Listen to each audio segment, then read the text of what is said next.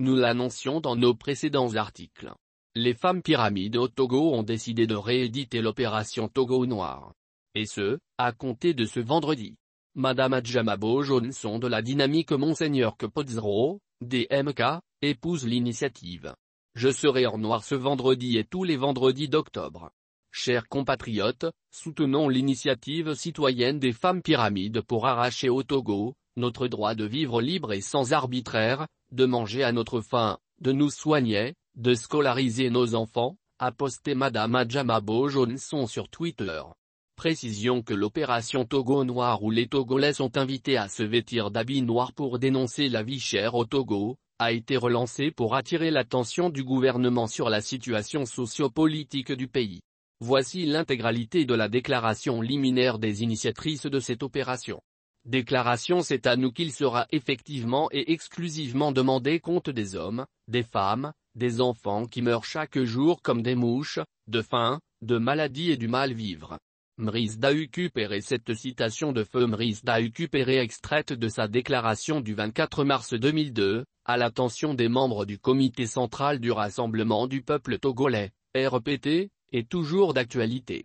Elle replante notamment le décor de la situation de la vie chère qui motive les femmes pyramides à initier l'opération Togo Noir, lancée depuis le 12 juillet 2021.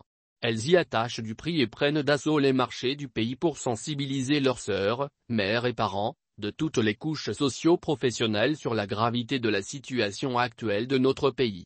Il n'échappe à personne que depuis l'année passée, la situation socio-politique du Togo s'est exacerbée avec l'augmentation des prix du carburant, des frais de péage et leur extension aux engins à deux roues, la création de nouvelles taxes dont celle sur les véhicules à moteur, pour ne citer que ces exemples.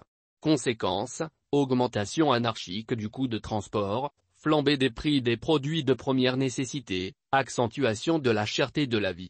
À ce tableau déjà sombre, s'est ajoutée la série de mesures restrictives prises dans le cadre de la lutte contre le coronavirus, fermeture des bars et restaurants, des petites et moyennes entreprises, occasionnant le chômage d'un nombre important de citoyens. Malgré les nombreuses actions des syndicats en faveur de l'amélioration de leurs conditions de travail et de vie, le pouvoir d'achat des fonctionnaires de l'administration publique reste toujours faible, avec un SMIC qui est plafonné à 35 000 FCFA depuis plusieurs années alors que le niveau de vie ne cesse de prendre une courbe ascendante. En matière des droits de l'homme, la situation n'est guère reluisante. En effet, plus d'une centaine de citoyens arbitrairement arrêtés, la plupart pour leur opinion politique, croupissent toujours dans des maisons carcérales, dans des conditions inhumaines et dégradantes. Ceux parmi eux qui sont souffrants, sont livrés à eux-mêmes.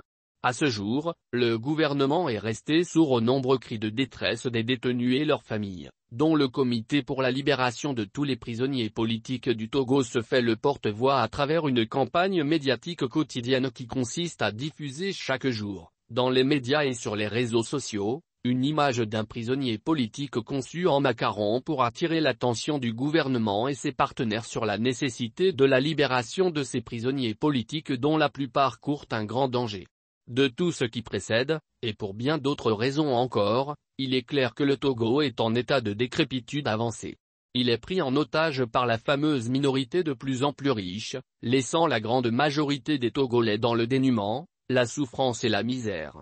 Femmes que nous sommes, en souffrons plus et payons le plus lourd tribut pour nos enfants désespérés et nos maris désemparés. Notre quotidien, c'est la faim, la maladie, la misère, le suicide, la dépravation des mœurs et la mort. Trop c'est trop. Femmes Pyramides lance une fois de plus, un appel à nos sœurs, mères, maris et parents, à porter du noir tous les vendredis du mois d'octobre pour exprimer le ras-le-bol et dire non à la vie chère.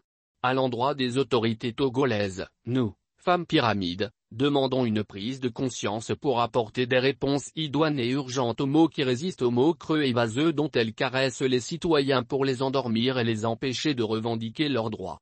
Nous, Femmes Pyramides, avons fait le constat sans appel que les mesures annoncées par le gouvernement, bien qu'encourageantes, s'avèrent inadéquates et insuffisantes. C'est pourquoi, Femmes Pyramides appellent l'ensemble du peuple togolais et toutes les forces vives de la nation, partis politiques, société civile, associations, églises, syndicats, étudiants, travailleurs, paysans, forces de l'ordre et toute la diaspora, à se mobiliser contre la faim, la vie chère et la pauvreté, le suicide et le bâillonnement au Togo. Comme un seul homme, portons du noir tous les vendredis du mois d'octobre pour dire non à toute forme d'injustice et à la vie chère.